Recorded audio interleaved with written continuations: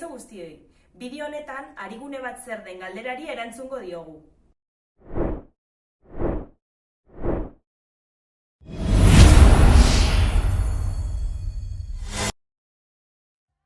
Aurreko bideoan azaldu bezala, Euskaraldiaren bigarren edizioak norbanako moduan parte hartzeaz gain, talde moduan parte hartzeko gonbidapena ere luzatzen digu.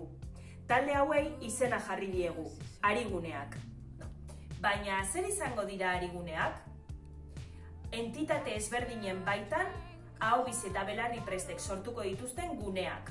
Hau da, euskaraz lasai aritzeko guneak. Harigune izateko bi baldintza bete beharko ditugu. Batetik, bertako kide guztiek gutxienez euskara ulertzea. Eta bestetik, harigune hauetako kideen gehienek euskaraldian taldean parte hartzeko erabakia hartzea. Bi harigune mota egongo dira, barne eta kanpo hariguneak. Barne hariguneak entitateen baitako ohiko harremana duten taldeak izango dira. Adibidez, lantalde bat, bulego bat, edota guraso elkarte bat.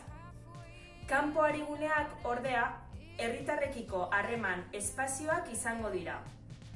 Bertan, une oro ahobizi edo belarriprest batek egon beharko du. Adibidez, taberna bat, udal edo enpresa bateko arreta zerbitzua, denda bat edota supermerkatuko kutxa.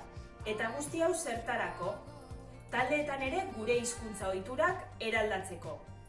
Laburbilduz, euskaraz gehiagorekin eta gehiagotan egin nahi dugulako.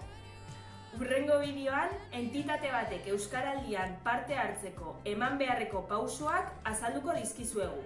Adi egon!